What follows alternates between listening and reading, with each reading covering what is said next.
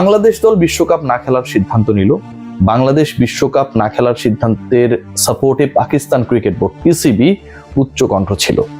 শেষ পর্যন্ত তারা যে সিদ্ধান্তটা নিয়েছিল সেটা হচ্ছে ভারতের বিপক্ষে বিশ্বকাপের match Pakistan cricket board, PCB, সরকার, তাদের সেনাবাহিনী সবাই ডিসাইড করেছে যে খেলবে না।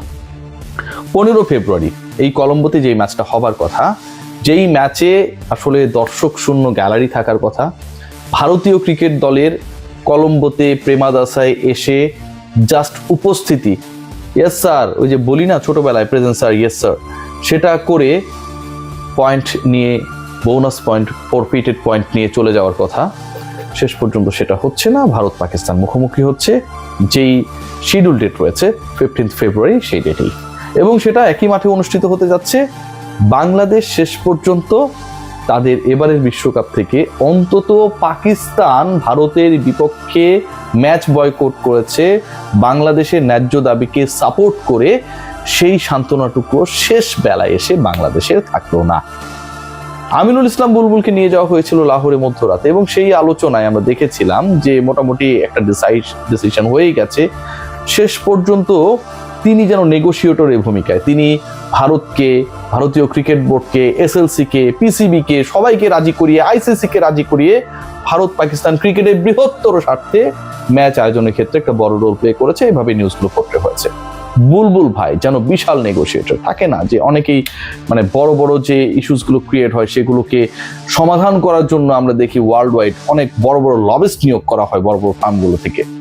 বাংলাদেশের হয়ে অথবা আইসিসির এই যে সংকট, ইন্ডিয়া পাকিস্তান ম্যাচ রেভিনিউ হারাবে, টেলিকাস্ট রাইটস থেকে বড় একটা লভ্যাংশ থাকবে না, সেই জায়গায় যেন দূত হিসেবে হাজির হয়েছিলেন, অনেক বড় একজন ত্রাণকর্তা হিসেবে হাজির হয়েছিলেন আমিনুল ইসলাম বুলবুল। পোর্ট্রে করা হয়েছে এভাবে, এবং তার মধ্যস্থতায় শেষ পর্যন্ত ভারত পাকিস্তান খেলতে রাজি হয়েছে। ঘটনা আসলে তাই, বাংলাদেশের সব কুল গেছে। আমিনুল ইসলাম বুলবুল সেখানটায় গিয়ে আমার কাছে মনে হয় যে বাংলাদেশের হয়ে আরো বেশি ওয়েট লুজ হয়েছে।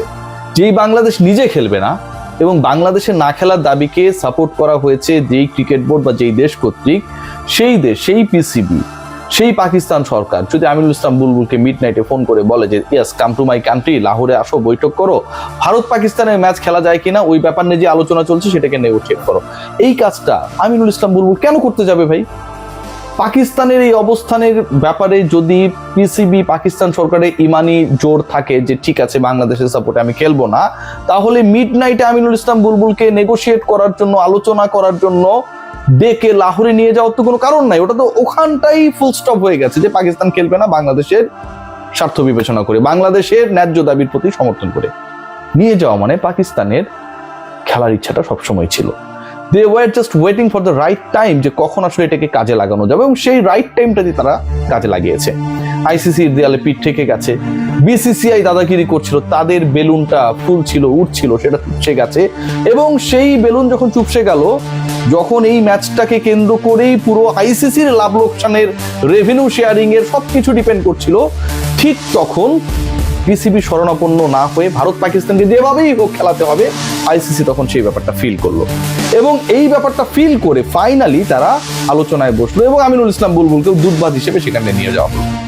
বাংলাদেশের যখন বিশ্বকাপ নিয়ে আলোচনা হচ্ছিল, বিশ্বকাপে খেলার ব্যাপারে শ্রীলঙ্কাতে হলে বাংলাদেশ খেলবে, ভারতের মাটিতে খেলবে না, পাকিস্তান ক্রিকেট বোর্ড তখন কেন এই অবস্থানটা জানালো না যে আমরাও ইন্ডিয়ার বিরুদ্ধে খেলবো না যদি না বাংলাদেশের বিরুদ্ধে চেঞ্জ করা হয়? এই অবস্থান কিন্তু পাকিস্তান ক্রিকেট বোর্ড জানায় নাই।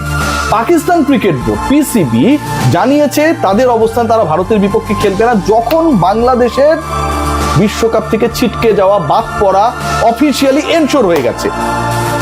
বাংলাদেশ বিশ্বকাপ থেকে অফিসিয়ালি বাদ পড়ার পরে পাকিস্তান ঘোষণা করেছে যে আমরা ভারতের বিপক্ষে খেলবো না, বাংলাদেশের ন্যায্য দাবির প্রতি সম্মান জানিয়ে, আবার পরে তারা খেলছেও। অথচ পাকিস্তান যদি এই কাজটা আগে করতো, শুরুতে করত, বাংলাদেশ যখন সেই 3 তারিখে জানুয়ারি মাসের দাবিটা তুলেছিল ঠিক সেই মুহূর্তে করত, 1 সপ্তাহ পরে করত, তাহলে এই বিশ্বকাপে বাংলাদেশও থাকতো।